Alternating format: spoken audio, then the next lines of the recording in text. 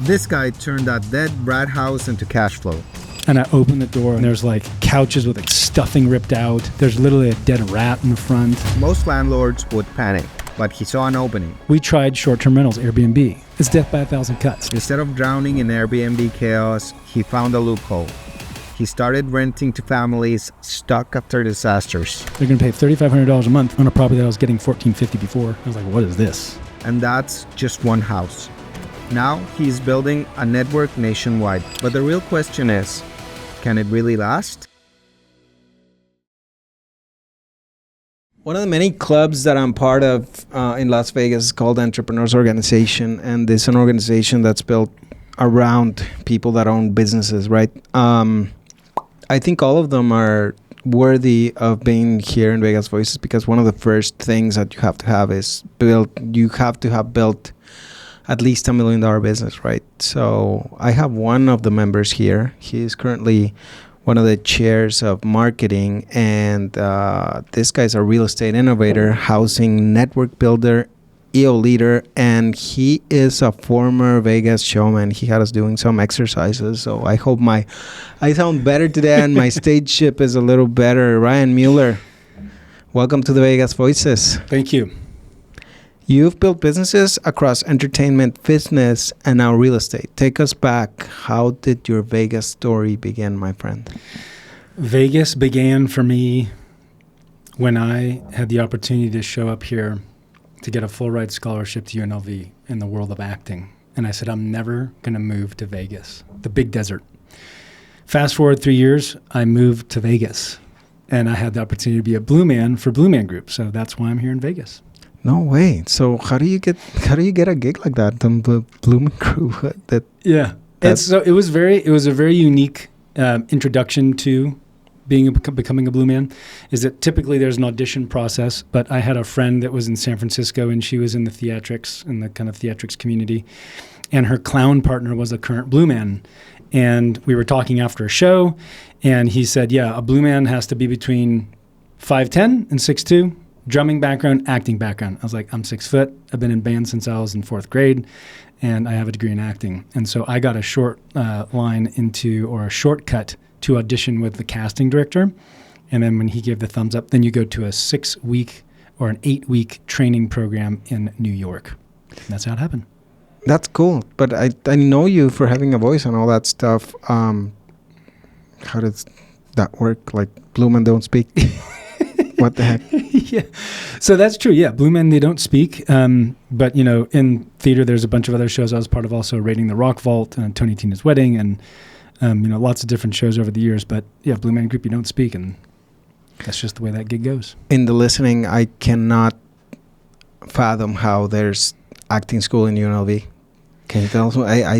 I never thought UNLV had a part of that. Yeah, they have a theater program. And I never, pursued it, but I had auditioned for a bunch of different universities to go to grad school. And so one of the schools was UNLV. Wow. Cool, man. So how did that experience in acting and performing prepare you and set the stage for entrepreneurship? I think that being a performer is some of the best life training you can get, because you are dealing with your own emotions on stage in front of people, and you are creating something that then every single night it goes away. I mean, it's like you can't hold it. It's done. The show happens and it's done. So that creation phase of being a performer and doing show business is very much so a part of entrepreneurship. Okay, so you say when you perform during the day as an entrepreneur, it's like going into a play. Would you consider that the way? Or no, I mean, I don't think it's that direct, but starting a business and having the vision and dreaming about doing something, and then creating something, like whether it be business structures or a product or a new podcast or something, that's all creative generation, right? And then any part of business is communication. So you're talking to people, sales, marketing, that's all communication, and acting and performing is communicating. So I think they're very correlated. Do you think it gives you an edge in sales? Absolutely. 100%. How would that be? Well, there's very little fear in communicating and connecting with people, which is what you do in acting. Like real acting is not like pretending something. You are actually using your real emotions when on stage. So, if you're comfortable with your emotions and you're comfortable with yourself, doing sales, marketing, talking to people, which is where business happens. Business doesn't happen without talking to someone and exchanging some kind of money for a service or a product. And so being able to communicate effectively and being comfortable in your own skin is 100% related to acting and entrepreneurship. Wow. So you left me with a big distinction there. Being in your own skin means being with your emotions. Absolutely. I can tell that that's a very big practice of yours, because I've seen you perform and it's just off the rails. You just catch attention and keep it there, and people just get enthralled. Thanks. And I've seen other performers do that, and no, not even close. And you're not even like, I guess it's a natural talent for you. Thank you. All right, cool. Yeah. So let's talk about real estate. What was the first purchase back in 2010 that sparked your entire journey? Yeah, so that was actually, my wife had bought a house, and at some point later, we ended up buying real estate together. So she had bought the house, and we were using that property to do house hacking. I don't know if you know what that means, but it's basically when you live there, and if there's another room, you rent it out to other folks, and that minimizes your cost of the property. So my wife was Cirque du Soleil for 13 years, and I was in Blue Man. We're always around performers, and performers are coming and going and coming into shows and kind of getting settled in town. So having a furnished place with other performers for performers to land was like a huge benefit. So we always had someone living with us. And, this was back in 2010. Housing prices were great. It was still scary because the market was very unsure. But that kind of began the process of, wow, there's actually like cash flow, and there's, equity build opportunities with properties. And then our very first investment property besides that initial property was a duplex we got for $88,000 in downtown Las Vegas. And I remember that was super scary, but it's turned out quite well. Dude, those are worth like, I was looking at one the other day. They were like $400,000 or something like that. That's, you made out well on that. Yeah, ours isn't quite that much, but yeah, I mean, it's appreciated, and it cash flows nicely, and it's a cute neighborhood and a great little house. So one of your many facets was doing an F45 exercise franchise, right? So yes. First of all, before that, what is F45? And then, tell us a story about a bit, since that is a big part of your entrepreneurial journey. Yeah, so F45 is a fitness franchise out of Australia where essentially TVs are in front of the room and equipment is laid out in the floor of the gym. And the TVs guide the workout. So someone can come in with zero experience, see the TVs, see the equipment, know exactly what they're supposed to do at each station, and go through a very complex circuit, super easy. So it's a very incredible workout. It's all done in 45 minutes, and it's super effective and super varied. So it's really fun to do that workout. Okay. And there's no instructors in it, just the TVs? Oh, there are instructors, yeah. Typically 1 to 2. I'm no longer involved in the franchise, but when I was involved, there was 1 to 2 trainers to make sure that correct form and safety is being taken care of. Okay, cool. And then tell us about the scaling of that business. There were multiple locations, universities, everything. How did you... Yeah. So I was actually in a show called Raiding the Rock Vault, and one of the dancers, Amanda, was in a relationship with another guy who knew the owners of F45. And because of that introduction, we had an opportunity to open the first F45 in America, which was in 2015, the Summerlin location in Las Vegas, Nevada.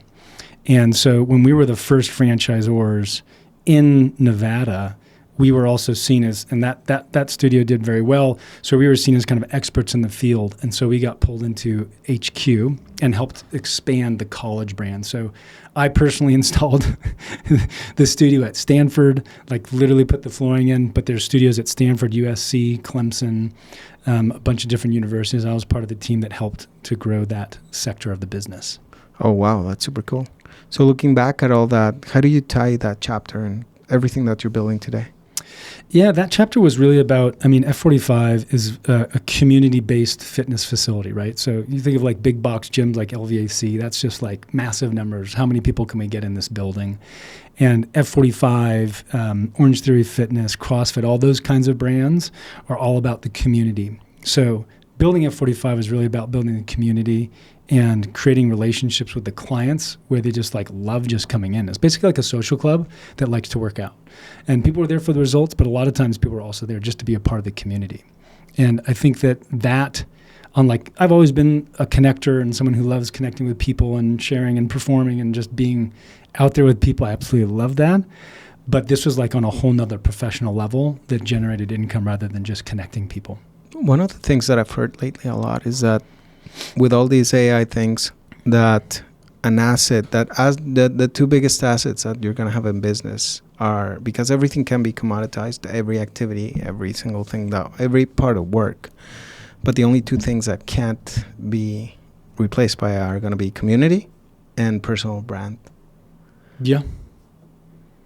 What's your perspective on this? Yeah, my perspective on this is that I think that there's going to be, I do agree, human connection cannot be, like, you talk to a computer, you like do some AI stuff, like it seems like okay, but then there's some point where you're like, something's off about this, you know? Yeah, definitely. And they may get to a point where that seems like almost completely real. I think that that's definitely a possibility. And then personal brand, I agree, is also going to be very difficult to do, but I know that now they're even starting to build avatars that are completely AI already, and they're starting to build brands based off of that. So there's a chance that could happen, but that's never going to be able to replace human connection. I do agree with that. But I do think that AI will actually create a new wave of creativity, because most people in the world work and they just do it because they have to. Like they need money. So they go do stuff they don't love, but they got to make money. And before the Industrial Revolution, there were like, you know, people that made shoes and made toys and like they with their hands, right?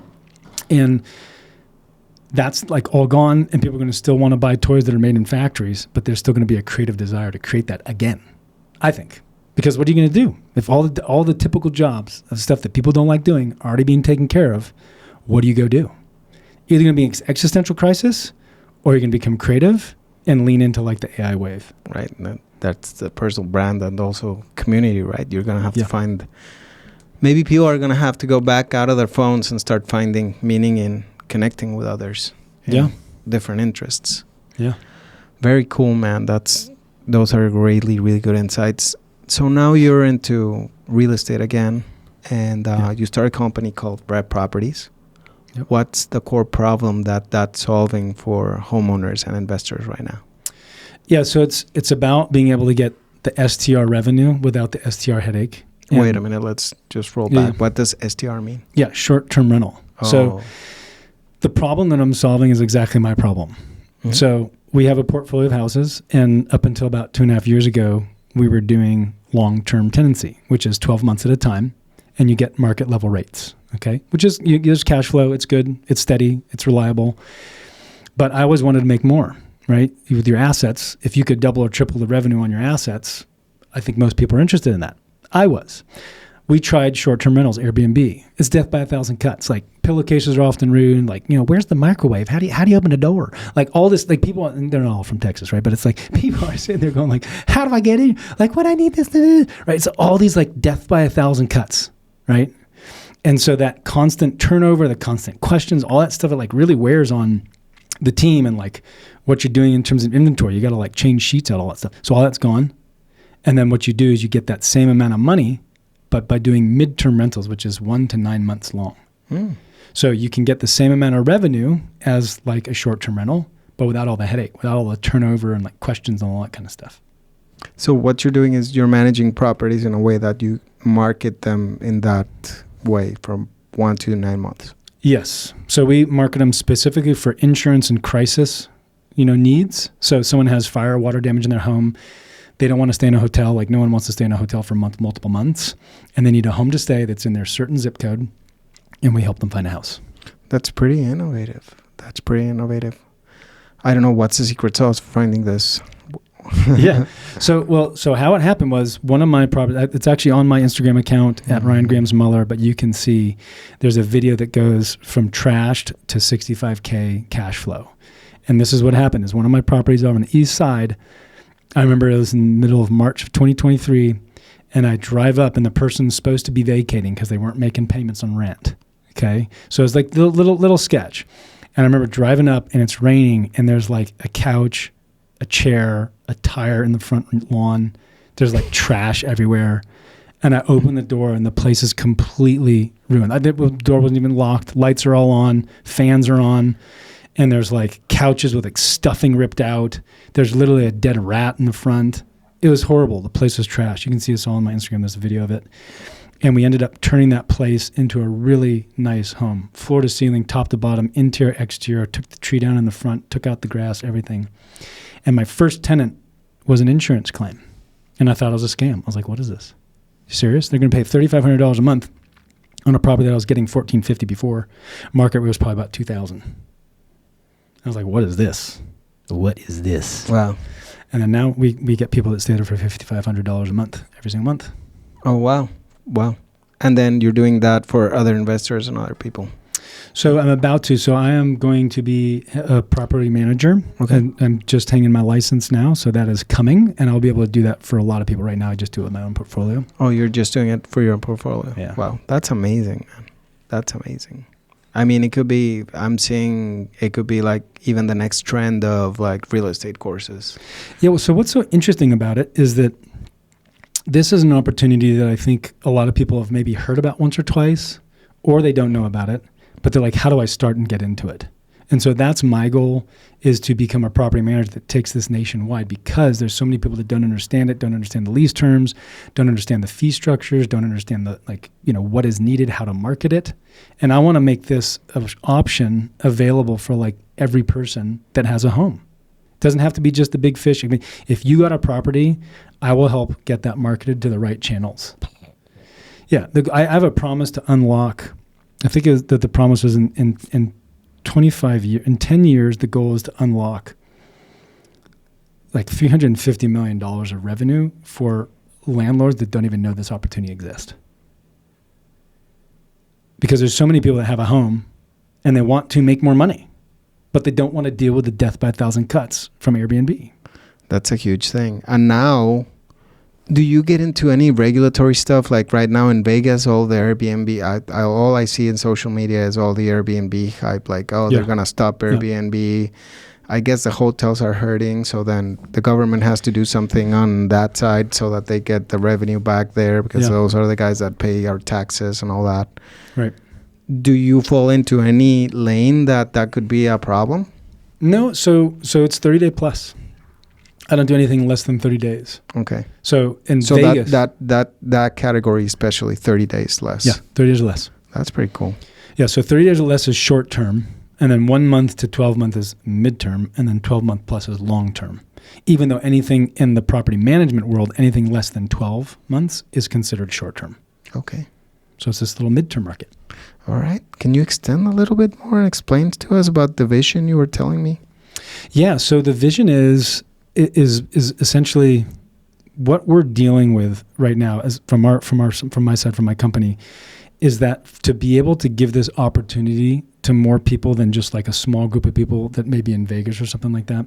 It's about how do we create a system, and there's a bunch of software that we're developing that will help bridge that gap from an insurance claim and the need to the homeowner. Because like Airbnb's got this great platform, right? You can go in there and get availability right away, right? But right now, there's no platform for that. Yeah, you have to create it. Yeah. And while we're not, the goal isn't to create a platform that's as like, consumer friendly as Airbnb, but something that is much more robust and rapid in terms of bridging that gap for the business folks in the insurance world, matching with investors. Is there enough supply of those people that are in that situation to give you the demand that you want on the other side? Yeah. It's a multi-billion-dollar industry. Multi-billion-dollar industry for insurance claims. Wow. Yeah. Wow. So it's like going to the car shop and getting a loaner, right? You get a loaner house, I guess. Well, the difference, but the thing is that it's not a consistent, regular thing for like one house. So if someone has one home, they might get a claim, but they might be vacant for a while. Right. And so that that lets people get freaked out, like, oh my God, my property's vacant, all that kind of stuff. But what we're doing is we're creating a big enough pool of opportunity for people that are in our network that they can get the opportunity to be exposed to this. Okay. Right? So yeah, it's just not, it's not like, someone's going to rent this one home every single time because it's based on where the damage is. So if there's damage in one zip code, they want a home near there. You see what I'm saying? Yeah. So then what we're doing is we're building a big enough pool that people want to be a part of this and get exposure to this opportunity. We'll help them get exposed to that. That's pretty cool. How do you, what's going to be your business model on this? Are you going to be is there going to be a membership for the network, or are you going to get fees as people come in, as you broker these deals for people to come in? And we're still figuring that out because we're, I love, there's a great quote by my coach, his actually name's Dan Martell, but he's like, basically every 6 months, if you're really growing, what you built to get there is now going to be broken. You have to rebuild it. Yes.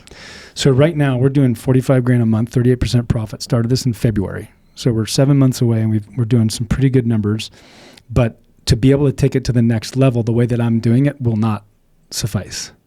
And so now I'm becoming a property manager. So my reach of properties expands. And then once I'm a licensed property manager, the goal is I can meet with other property managers that have similar inventory. Because of my lead magnets and the way I've developed this business, I can leverage those resources and leverage those lead funnels to start making placements in other places, as long as there's another property manager to work with. So I can expand my inventory super quick, along with the technology to be able to make those bookings happen fast and hopefully go nationwide. Right. Not hopefully. Let me correct that. We are going nationwide. Wow. That's a great vision. And being that there's so much profit to be made, there's a lot of money that can be made, and always, right? Yes. Everybody, for all the pieces involved. Well, here's the thing is that guess who pays the rent, Sergio? The insurance companies, you said. How much money do insurance companies have? A lot. So they're not going to default on payment. And because a midterm rental is not, appreciated by most property managers, the ones that do will get rewarded because wow, now I have all this inventory that will consider a 3 to 6 month lease because I can make the same amount of money for an investor in 6 months that they do in a year. Yeah. So that's a hedge for the other 6 months just in case they can't get it rented again. Yeah. So that's why we converted our portfolio because I'll have a couple months of vacancy, but again, it's hedged because I've already made the money for the entire year. And so everything on top of that is gravy. That's super cool. So if someone is listening and owns a home in Vegas or anywhere, what opportunities do they have to be part of this network? So they would want to reach out to me on Instagram at Ryan Grams Muller. That's my Instagram handle. Or they can email me at ryan@rev-properties.com. So it's REVE, which is my name and my wife's name put together, Ryan and Ev. She's French-Canadian, so it's Ryan and Eve, but Ryan and Ev. So ryan@revproperties.com, rev-properties.com. That's very, very cool. Cool, man. Let's go into some rapid fire questions here. Yeah. All right. Favorite workout you still do today? I'd say probably running is honestly one of my favorite workouts. Just running. You're also a cold plunger. You haven't told me about that. You got to tell me about it. I do, yeah. I'm actually, let's see. I can tell you exactly how many days you do it every day, and it's no fault. I love cold plunge too. How many days has it been since January 19th, 2023? There you go. So that's how many days. I haven't missed a single day since then. And ChatGPT will tell me shortly, so I'll come back to that. But running is because you can run anywhere, and you get great experience. Yeah, so 973 days straight, I haven't missed a day, and it's all been documented. I have a picture of every single day. So but running you can do anywhere, and it's a great mind clearing exercise, and gets great blood flow, and just kind of gets the motion going. Amazing. Keep it simple. Best Vegas show moment ever. Best Vegas show moment ever. Oh boy. God, there's a lot. I would say I think one of my best Vegas show moments was when I was doing a show called Raiding the Rock Vault. I played the character of a narrator that would go through the ages, right? It was a rock show of all the music from the 70s all the way to the 80s, or for the 60s all the way to the 80s, and it was played by real musicians like Bon Jovi's bassist, Hugh McDonald, so a bunch of White Snake's guitarist, Doug Aldrich, so like real rock stars playing their songs on stage. And my character would have this evolution, go the Vietnam War and become a drunk and basically homeless, get my stuff together, become a successful businessman. And my favorite part was the way I made all my money was I sold nippleless turtlenecks. And when I would drop that joke, I would open up my right lapel on my suit, and I'd have a turtleneck on, and my nipple was cut out. So I had my nipple. And then I would do a couple of other jokes, and then at the very end of that bit, I would make a joke and open this side, and I would again have a nippleless turtleneck, but I'd have a tassel, and then I'd spin the tassel. And so that was always quite a hit. Oh, wow. One hidden Vegas spot that you love. A hidden Vegas spot. Okay, so this is a hidden spot I absolutely love. Oh man, I have too many. I have a lot of like great restaurant spots, but one of them is Los Arcos Tacos. Okay. Los Arcos Tacos I missed that one. Oh yeah, no, you need to do this. So it is on like Flamingo in Maryland, and it has got the best quesabirria tacos you've ever had in your life. And you get the goat ones. Oh man, with a compote and everything, it's amazing. Passive income or active hustle? I saw that question, and I don't like either of them. I would say, so it's passive income or active hustle. I'd say active income. I would call it, I like the term leveraged income. Yeah. Right? Like you work hard, but you still have to do small actions, but they still create big results, right? Yeah. And you have to be up to something. Right. You're right. I think the biggest downfall of entrepreneurs and people is their addiction to fun and easy. People are addicted to fun and easy. People are addicted to fun and easy. Yeah, it's like Smith's Groceries deliveries, Amazon, cars, everything. It's like you just want to have the biggest impact with the littlest input, and people just get super lazy by that. And then you become mediocre, and you just start accepting these lower levels of like excellence. Dude, I love that. Awesome. Book that changed how you lead. Book that changed how I lead? Let's see. So, there's so many. I have so many. I mean, you got Buy Back Your Time by Dan Martell. You got Work the System by Sam Carpenter. Jocko Willink's Extreme Ownership was also a great one. Read that long time ago. Yeah. Those are three. That's three really good ones. All right. Would you jump us on stage again just for fun? Yes, absolutely. Yeah. I used to do improv in town just for fun. But yeah, performing's great, super fun, super therapeutic. It's very good. I would recommend everybody, all you guys, go do improv. Where's improv. What's a good place to go to do improv? They have CZ, what's it called? CZ Improv, Comedy Sports Improv. There's a they have a group here that does that. But it's just great thinking on your feet. It gets you out of your head, gets you into your body. I think it's really valuable. Awesome. Cool. Most underrated business skill, sales, systems, or storytelling? 100% storytelling. Okay. Yeah, I'd agree with that. All right, man. So let's go into more of community impact that you're doing right now. You're the co-chair for communications for Entrepreneurs Organization here in Las Vegas. What does that community mean to you as a leader and a builder? Yeah, the Entrepreneur Organization community, I think, is it's just been a huge part of my life. There's, before I became a part of EO, I was like, I don't even know where my friends came from. I was like now I have all these friends, but they're all entrepreneurs. And that connection and that mutual understanding of what it's like to be an entrepreneur is extremely valuable. Being a part of that community, I think, is extremely valuable. And like being with like-minded folks makes all the world of difference. Because when you're an entrepreneur especially, it can feel pretty lonely and pretty weird. And you're like wondering why things aren't going well. Or if they're going really well, you want to celebrate them. And who do you celebrate them with if someone doesn't understand what you've been through? And then like your staff, love my staff, but unless they're like really enrolled and inspired and on board with what the vision is, which not all employees are, and that's your job as a leader to do that, right? But I've had businesses where that's not the case. It can feel like really disjointing. And so, being around other people that understand what it's like to go through that struggle makes all the difference in the world.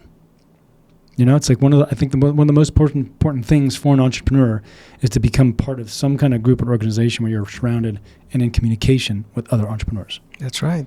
And what roles do peer groups like EO play in helping entrepreneurs scale?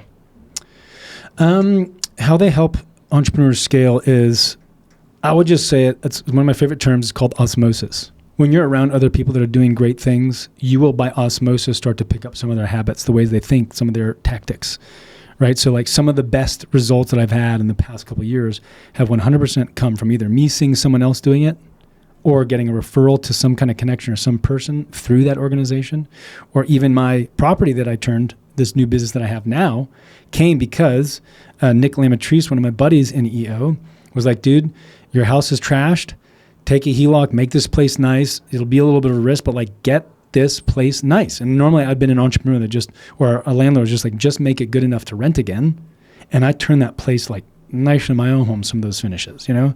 And because of that, I'm not surprised one bit that I found this new business. So that's a direct correlation of value. Wow.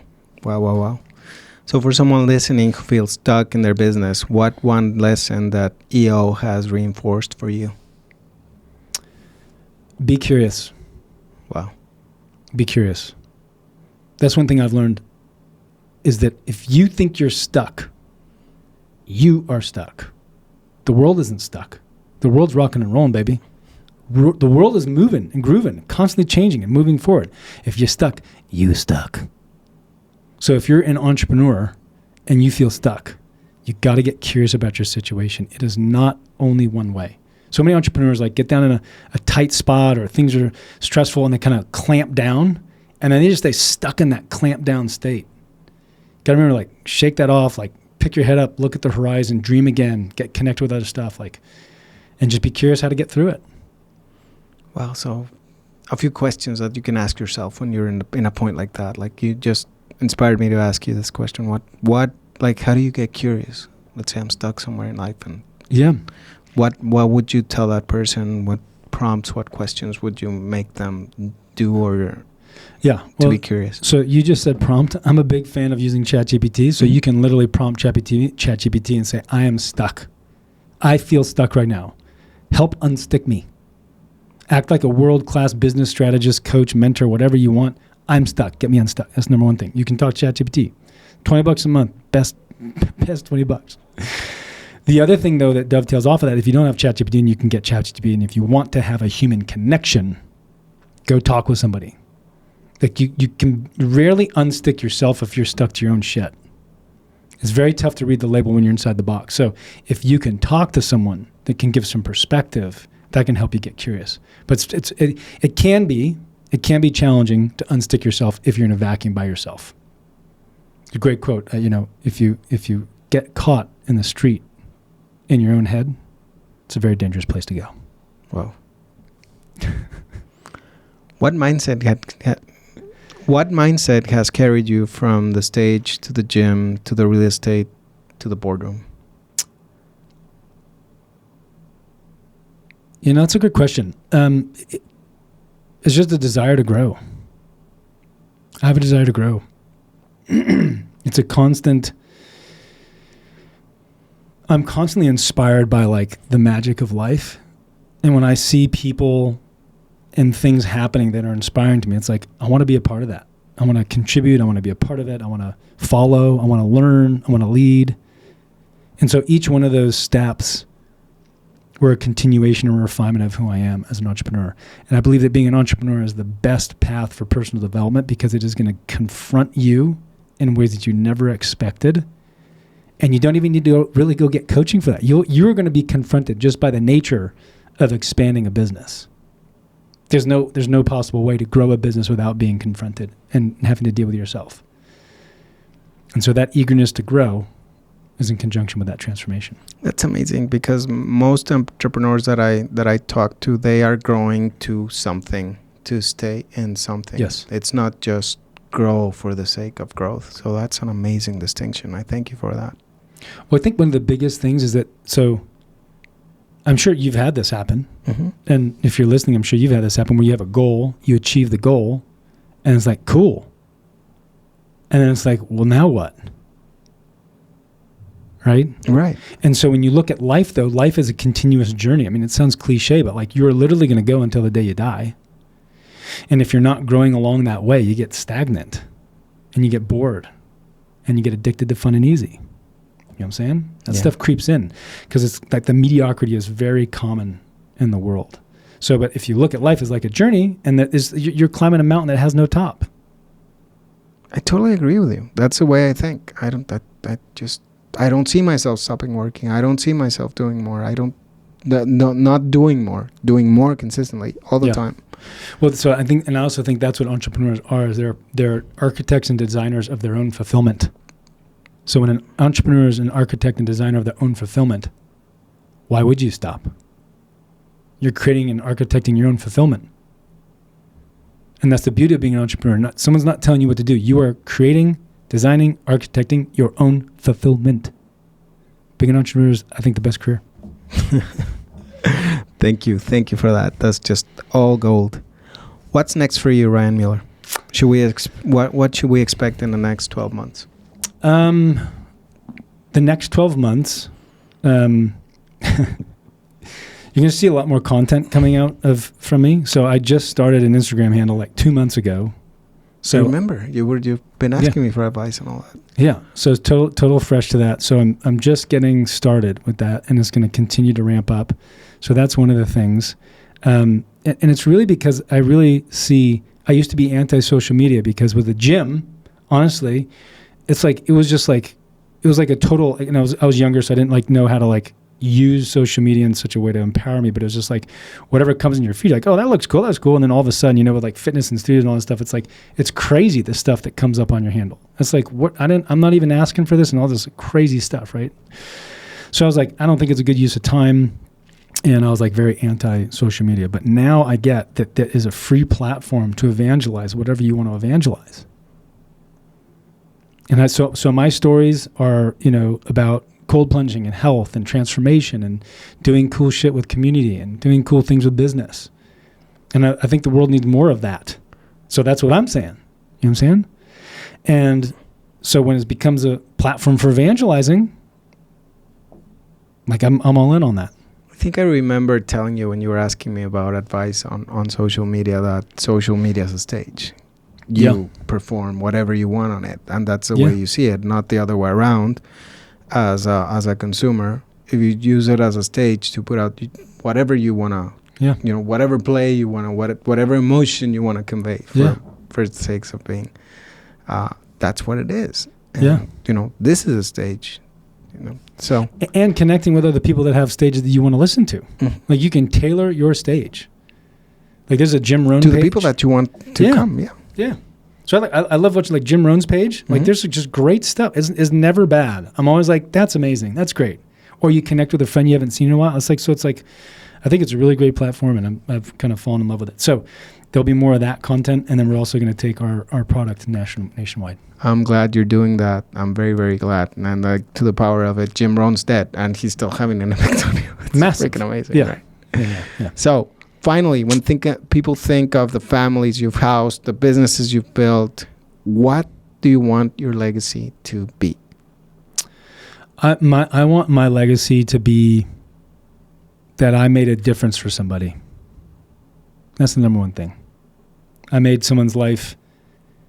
I empowered somebody. I made them laugh, made them feel heard, made them feel loved. That's number one. And then the second thing is I want to make a difference for people financially. So the first piece is, emotionally and themselves, making sure that they have what they need to be fulfilled in their own life. And like half the time, it's just people getting all their own stuff out of their way. We're our own worst enemies in that sense. And then the second thing is, especially with the housing stuff, is I want to give a bunch of investors that are just like me, not big old, like BlackRock and these huge, massive institutions, but like I'm just like a little guy, and I want to make more money with my properties, and I want to do it without a bunch of strain, and I want to be able to give that gift to other people, because it's made a huge difference in my life. I've had a 267% increase on my revenue from doing this. It's like really been life-changing for our family, and I want to pay that forward and give other family members, and not family members, but other families that opportunity. Ryan, with this interview, you've made a difference for me, and you probably made a huge difference for our audience. Awesome. And thank you for that. Just let us know what are your handles, your socials, where people can find you. Yeah. So at Ryan Grams Muller, that's RyanGramsMueller on Instagram. That's it? That's it, man. All right. Well, thank you for being out Vegas Voice. Thank you for being our guest today. Appreciate you. Thanks, Sergio.